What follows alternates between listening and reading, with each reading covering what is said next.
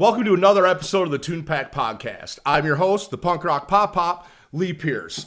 And today we're going to be talking about the importance of having a marketing strategy and sticking with a plan.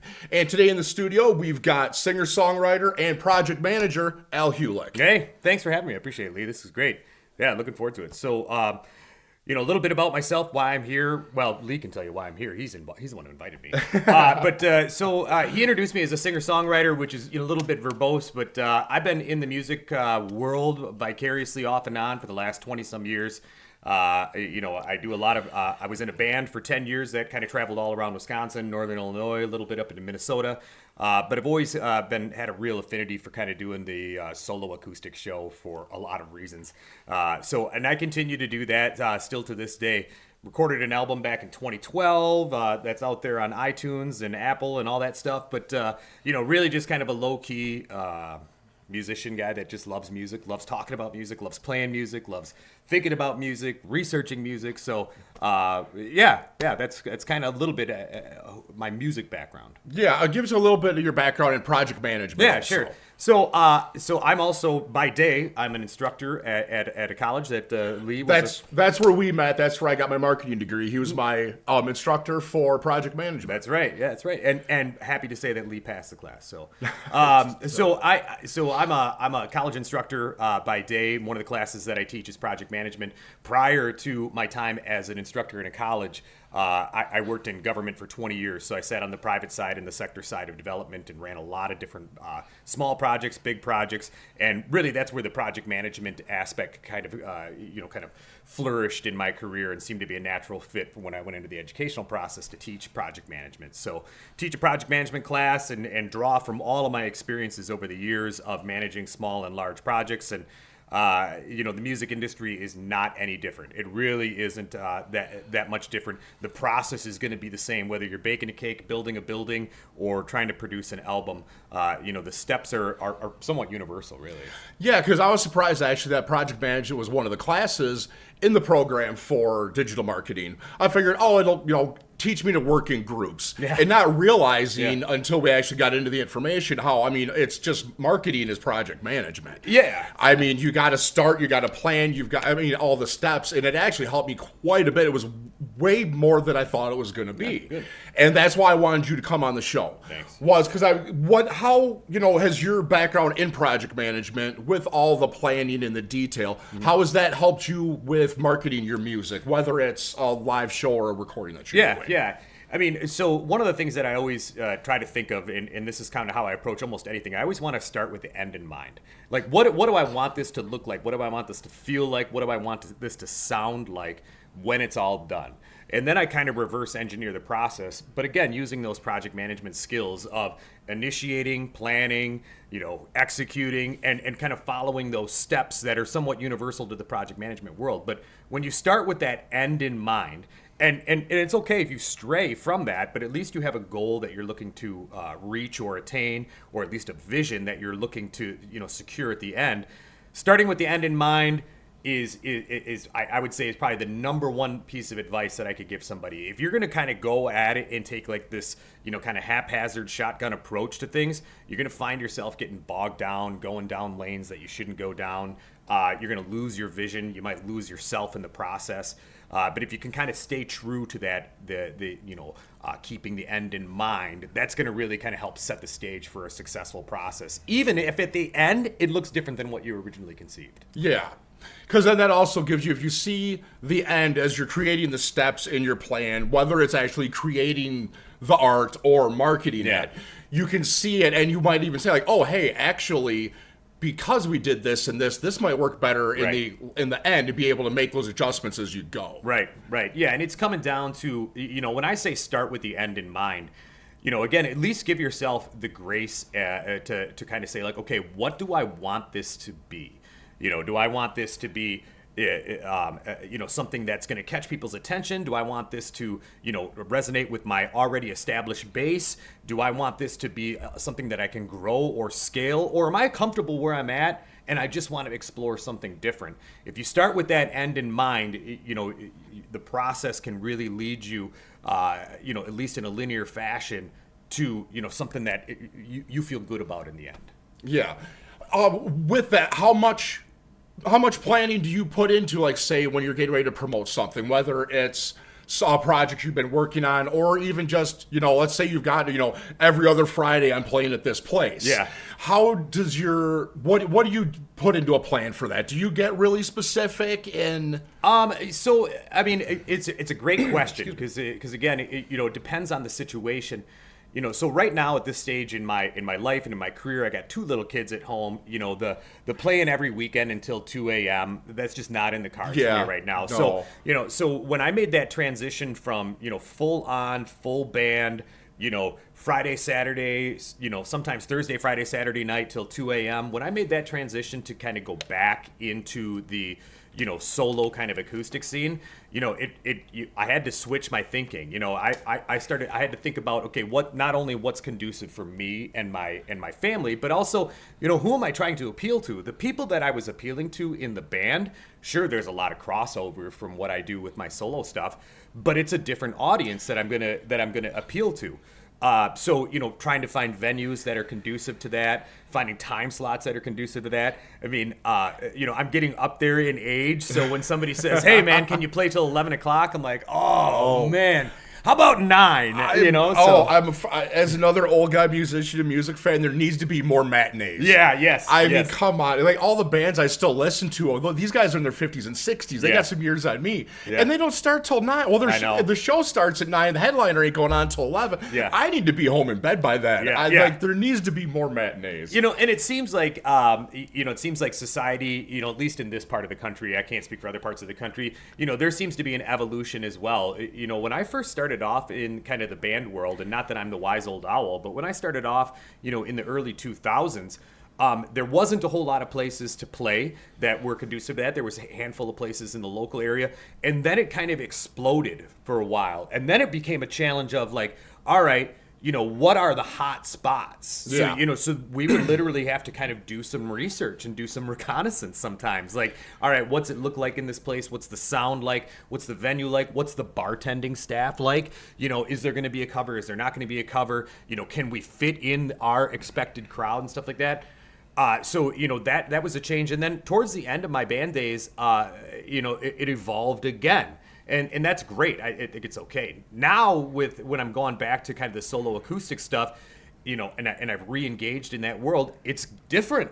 It's different now than it was 20 years ago. And again, not a bad thing, but it's a matter of kind of adapting to what the world is giving you, and not trying to force your preconceived model into the system. Yeah. Because you're just going to get pushback from that, both from patrons and from venue owners and stuff. So.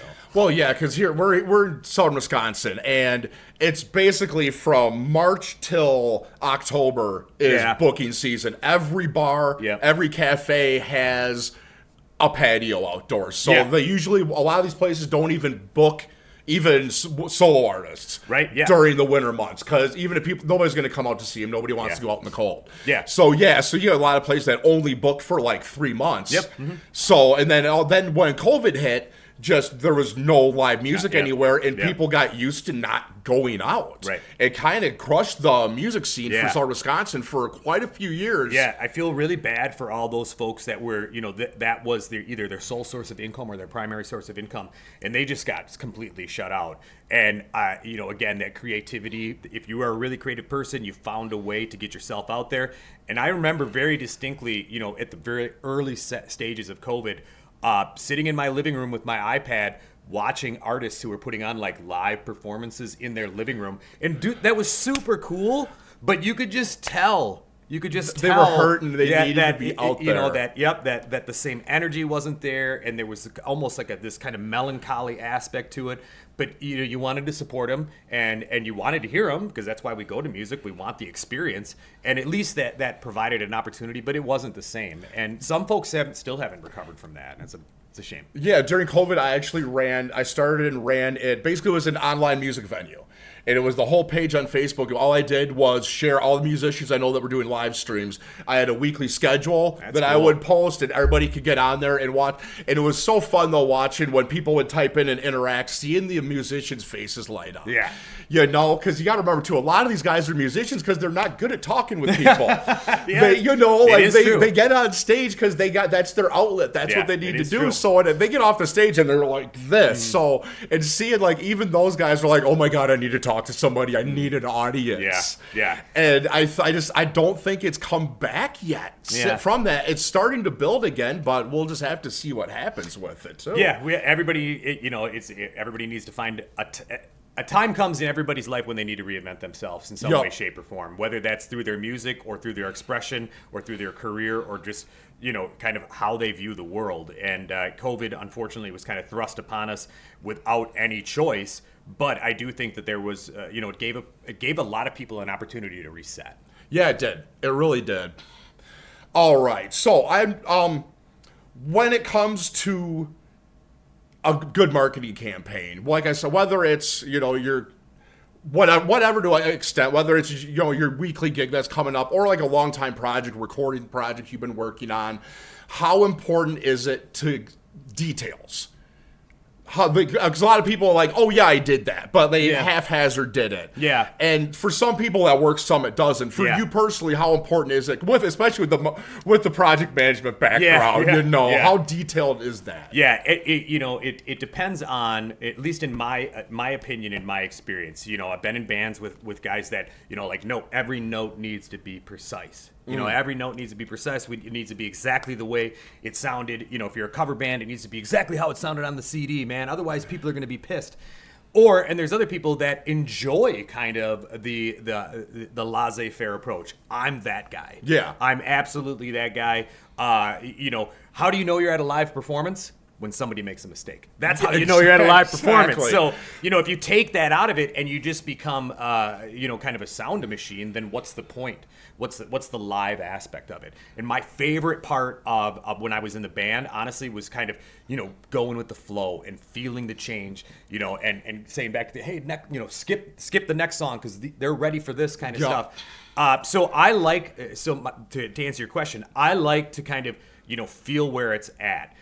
When I write music, when I record music, I obviously want to be precise and I want to be good, but I do believe that there needs to be a human aspect to it as well. So even when you listen to some of the great recordings of all time, like Zeppelin or the Beatles or whatever, and you find those little podcasts that point out the mistakes, that's what that's the part that makes it feel real to you. Yeah. So I really can appreciate that. When it comes to like marketing and stuff like that, though, I think you can't necessarily be that laissez-faire. I think you got to really kind of understand who's your audience, who are you trying to talk to, who are you trying to communicate to. Obviously you want to, reach as many people as possible, but you also don't. We all have a finite amount of time, energy, and effort. Yeah, and you've got a target market. You want everyone, but you got to reach the ones that are gonna. And you got to speak to them. Yeah, exactly. Yeah. And that's what worries me. Not to take it off, but that's what worries me about like AI. Like, where's the originality go? What's going to happen to originality? What's going to happen to those mistakes? What's going to happen to those cool little idiosyncrasies with AI? But time will tell. Yeah, well, and it's the same with overproduced music. Yeah, well, yeah, it's just as bad. Like we're saying, it's. The rawness sometimes is what makes or breaks an artist. Yeah, I agree. Is the rawness. So when you start overproducing something, that's gone. Yeah, it's it's polished and it's not the same thing. You almost make a song change genres. Yeah, it really can. Sure and it's weird when you see bands, especially when they'll go from an independent label level to a bigger label, not even major label, and then they get these producers in there, and you see the band start to lose control of their own music, and all of a sudden it's not the same band. Yeah, everybody will be like, "Oh, sellouts!" Like, no, they have no control. They didn't pay attention to their contract. Yeah, right. And that goes back to kind of what we talked about at the onset. It's starting with the end in mind. Yep. Start with the end in mind. I mean, if your end in mind is, hey man, I just want to be a celebrity. I want to be the guy that people recognize. I want to get up on stage and do my thing and the music is secondary, hey, that's you. And be true to that, and that's okay. But if you want to kind of keep that originality and you want to, be viewed as kind of like a true artisan, you got to do your best to kind of, keep that, close to the chest. Yeah, definitely. I think we covered a little bit, but like when you're planning something out for, not the actual planning of it, but the planning of the marketing part of it, when it's a recorded project versus a live project, because we've all got those shows, like especially like in Wisconsin, like there's guys booking their biggest show for July something or Memorial weekend, for sure, yeah. And every show leading up to that is a practice for them because this is the one they're getting their biggest crowd. Yep. So you've got stuff like that. So a lot of times these live shows, especially for smaller independent musicians, knowing you've got that one, like it is like you're playing every weekend and it's just that's your practice time basically. Yeah. So when those can be as important as being in the studio and recording new music and releasing that. Sure. Which that could lead up to, that's why you have that big show, is because it's part of your album release. Yeah. When it comes down to the live part of the art, which, like you said, that's still, to you, that's as much of the art as the recording stuff. It is. I believe it, yeah. So since you feel equally about the live performance and what you record, do you approach it differently when it's time for you to get that out there, get the word out? The marketing part of the recording versus that big live show that you've been waiting all year for. Yeah, I mean, it's a good question. So, yeah, I mean, there was always times when I was in the band that we would have those big shows, whether it be like Bratfest, which is massive. I played Bratfest. It's a lot of fun. Or back when Rhythm and Booms used to be really big. That was one of the biggest shows that we did. That was... there's a sea of 10,000 plus people out in front of us. Those were super fun kind of build-up shows. And like you said, whether you meant to or not, the lead up to that was kind of like, all right, let's fine tune this. Let's make sure that we've got the right songs in the right order, and that we all kind of have each other's back and understand kind of what the transitions are going to be. But those big shows. Always kind of took on a different feel and a different energy to it. And, it's hard not to let the moment be too big for you. I mean, I'm just a little guy. Yeah. I'm not talking about LA, Hollywood Bowl kind of stuff. But, hopefully other musicians can relate. Maybe your big show is that show at that bar that you've been waiting to get into for a year or 2 years. Doesn't really matter. But again, the advice that people always ask me all the time, like, what advice would you give me as a musician? And I think to myself, why are you asking me? That's my first piece of advice. Ask somebody smarter than me. But I would say, be genuine. Mm-hmm. Be genuine, man. I mean, people can see through that so quickly when you're disingenuous. And if you're not loving it, they know it right away. If they feel like you're not having fun, they're not going to have fun. But at the same respect, you can't fake it. Yeah, and those bigger shows, like Bratfest, that was probably one of the biggest ones I ever played. And with people don't understand Bratfest, it's probably one of the biggest. Well, it's the biggest brat eating event ever. Yeah, in the world. But it's also one of the biggest music events. Yeah. Especially in the state of Wisconsin, and it's a benefit also. Michael Alexander and his whole crew, I actually know them. Amazing. If you ever have the opportunity to go to Bratfest, go. Yeah. If you have the opportunity to play. It's amazing because at 10 o'clock on a Saturday in one of the side tents, you can have 1,000 people walk in that have never even heard of you and your band. You cannot beat the exposure that event does for small independent musicians. Yeah, and finding every state's got them though. Yeah, and that's the thing. You need to get out there and look for those because every state's got events like that can make or break somebody. Right. Yeah, do your research too. Again, talk about planning. Do your research. Try to. I said sometimes that we would do reconnaissance on venues and do your research and find out. This event sounds great, and they remember they're promoting themselves too. The event venue is, the event manager is. So do your research, find out what the right times are, what the right location is. who else is playing. If you can get that, that's super helpful too. Try to find somebody that sounds, similar to you or has your fan base might be interested in. Because then you say, hey guys, before us, this band's playing, them. Come and have a couple of beers, and by the time we get up there, you're going to be jazzed. Even if it is 11 o'clock on a Sunday morning. Yeah, exactly. I over research probably. I'm guilty. I'm an old skate punk kid. It used to be search and destroy. Now it's research and destroy. Yeah. When it comes, I want to know who else is playing, who the opening band is, and I'll always contact them and okay, and look, and that way. Oh, hey, they do this cover. Let's do this song because the people they're gonna love this. Or I don't want to double up because we don't do that cover, but we do an original that sounds similar to it. So let's not do that because there's so much. Yeah, it is. The planning going into it, and people forget about the venue itself and the other musicians that are involved. Yeah. It's not just you and your band. There's a lot of balls in play that people need to pay attention to. Yeah, and again, when you're starting off early on, you just get so excited to have an opportunity like that. Then you may not think about those things, but take a beat, think about that stuff, do what you can to prepare yourself. Because I remember early on be like, oh my God, I can't believe we're doing this. This is really cool. And, and then in hindsight, it's like, that was awesome, but here's how I could have done it better.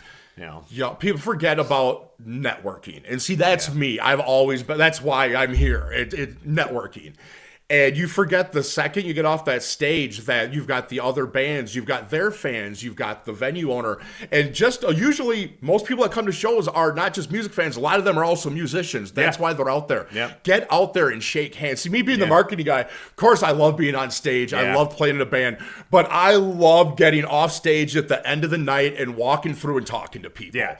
And I would usually, almost every night, I'd have 3 more gigs lined up from people that I'd never even spoken to before. Yeah, those people that see the music industry as a rivalry. I always try to kind of steer clear of those people. Yeah. Again, I get it, but it's not Little League baseball, man. No, healthy competition's good amongst friends to help drive each other. Yeah, and there's room for all of us. Yeah, it's unless you're like dueling cover bands, that you stole my set.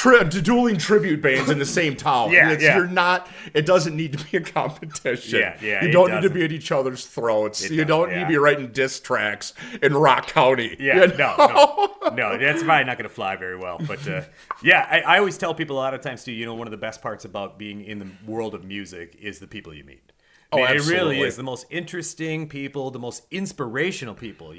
If you are an artisan, whether it's music or if painting or woodworking, whatever it is, you should be, hopefully, always looking for inspiration. And there's nothing more inspiring than talking to other people. And always never be the smartest person in the room. There you go. That's he used to say this all the time in class, and it's 100% true. If you're the smartest person in the room, you need to invite more people. Because you're never going to grow as a person. Right. I agree. If you're not surrounding yourself with people that are better than you, that are going to push you and drive you to do better. Yeah, for sure. I knew I'd be able to throw something back at you. He said this every day. It even got annoying, but who knew he knew what he was talking about? Yeah. Who knew it? All right, so I've got one more question for you. And I know how detailed you are because you're with project management. We talked about how that's benefited you. Now, every positive can always become a negative, and every negative can be a positive. Yes. So how has your obsession, I'm sure, with project management and being detailed, how has that worked against you when it comes to promoting your music? For example, do you because anything could be a project, but not everything needs to be. So what issues has that brought for you? Yeah, it's I'm not like an OCD kind of guy, but when it comes to what I want to put out there to the world, I want it to be very, very real and very genuine, and I struggle very much with doing something, writing something, or performing something, or producing something, and then hating it. And just hating it, and a lot of times I don't even play it for other people because I know what they're going to say. They're going to say it sounds fine, but it won't be fine to me. And so that part can be really challenging and really difficult for people, and I can certainly appreciate that.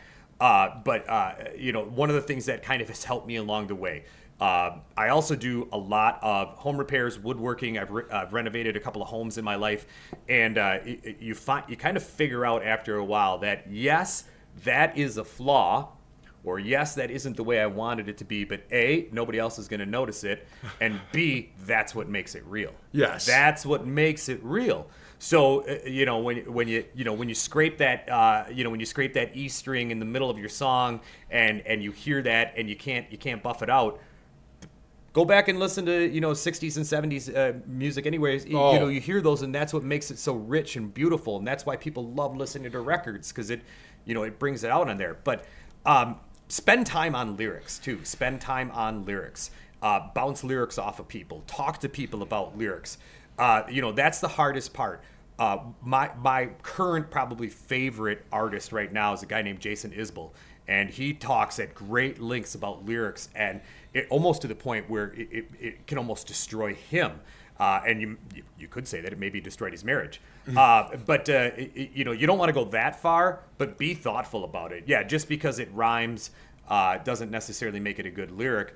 Because again, if you start with the end in mind and you want to make something that is true and honest to yourself, and you're taking shortcuts with the lyrics, the rest of it's shit anyways. Yeah. See, and I'm a writer, so I'm always the lyric guy too. So yeah, no, I get that, because I can sit down. There's days I could sit down and write a song in 10, 15 minutes. Yeah. And run it by someone, and they're like, "Oh, that's great," And then I'll spend days writing one, and then you run it by someone, and they're like, "Well, what about this, and this?" Well, you're talking to this person because you feel like they're your audience. Yeah. You want to. I mean, of course, it's art. You want it to mean something, right. But you want your audience to appreciate it too. So you got to reach out to those people for feedback, especially if it's someone close in your life. I always run stuff by my wife. Yeah. And so it's hard to hear that, but anytime I listen to people who are my audience, they're my biggest fans, it always ends up better. Yeah. It always ends up better. Yeah. So it's hard to sit down and plan the creative side of it. That's for sure. Because I mean, planning a lot sometimes, especially trying to plan a creative project, you're just setting yourself up for heartbreak. Yeah. Because it's never going to sound what you hear in your head. Right. That's impossible. If we could do that, every song would be impressive. I mean, the old story that, Dolly Parton wrote Jolene and I Will Always Love You on the Same Day. Those are unicorn situations. Yeah. Yeah. It's not doesn't going happen. to fall into everybody's lap. One thing I will say, though, that has benefited me over the years of kind of self-expression is write stuff down. And when I say write it down, I mean with a pencil. Yes. Don't use your computer. Write stuff down with a pencil, because it takes you longer to write things down typically than it would be to type it up on a computer. And you can't use fast fingers to autocorrect. You got to take time with the words. And then don't throw it away. Even if you think I'm never going to use this line, I'm never going to use this theme, I'm never going to use this melody, don't throw it away, because there has been times where I will be working on something years later and think, man, I remember that riff, or I remember that line, or I remember that melody that I had a couple of years ago that would fit perfectly in here. And then you start to meld those things together, and next thing you know, you've kind of conjoined some work. But if you're writing it on a computer and you hit the delete key, it's gone forever. If you write it on a piece of paper with pencil, I would say, or pen, I don't really care, but keep it, it's yours. Yeah, see, I'm still old-fashioned note-taker with everything. Any song, any project I'm working on, script I'm writing, I sit down with a notebook and a piece of paper, because I'll sit and type, and I'm not even paying attention to what I'm writing, and I've written 3-4 paragraphs. So I'll go back and read it. It's all auto-corrected. Everything's right, but I don't even remember writing half of it. Yeah. When you sit down and take the time, you actually got, I mean, because we're all lazy when it comes to typing because of autocorrect now. Yeah. When you actually stop, first you're going to realize, I don't know how to spell anymore. I've been utilizing autocorrect way too much. But yeah, taking that time to physically do that, that's a really good tip. I really appreciate that one. Yeah. All right. So this has been a really great episode. Yeah. Anything you want to end with? Any little tips or... Yeah, I mean, I feel like I gave a couple of tips, but again, I can't express it more than be true to yourself. People, we as human beings, even though we become so callous and jaded by the craziness that is out there, we still long for and yearn for genuineness and realism, whether we know it or not. And generally people will gravitate towards that. And there's always going to be haters, and there's always going to be people that are skeptics, and there's always going to be people that are cynics, and it doesn't really matter. If you are real to yourself and the art that you make, there are people out there. There are a lot of people out there that are going to see that. They're going to appreciate it, and they're going to enjoy it and reward you for it, whether it's monetarily or just through, hey, great job. Be true to yourself. The minute that I think you start to stray from that and try to create something that isn't you, it screams out of the music. Yeah. You just know it and you feel it. And sure, yeah, you can be that famous guy or maybe someday, or that famous girl maybe someday. But if that's not what you started, if that wasn't your end in mind, you think about Bohemian Rhapsody, one of maybe the greatest, one of the greater songs ever written in in the last 100 years, written by one guy. Yeah. But then you look at Justin Bieber, Sorry, written by 12 people. What's real in that? Now Justin Bieber's famous, and Justin Bieber has a lot of money, but Justin Bieber also has a lot of demons. But so did Freddie Mercury. So I don't know. Just be real though. Be real. The question is here he is in 2025. We're still listening to Queen. Fast forward 60 years from now, we're going to be listening to Justin Bieber. I don't know. Yeah, it's hard to say. Definitely hard to say. I won't be. My band used to cover one of his songs. Yeah, actually. I mean, that's the fun. We did a medley with that and an Elvis song and a SpongeBob song, actually. Yeah, we used to dovetail a Hall & Oates song with the DuckTales theme song. It's the same melody. It is. It's the exact same name. Do do do do do do. Oh, I'm gonna have to sit and listen to that now. Damn it, that's good. Yeah. Well, hey, I appreciate it. It's been great. All right. Well, thanks again for joining us for this episode, and thanks again to Al Hulick for stopping by. Thanks, appreciate it. We will see you next time.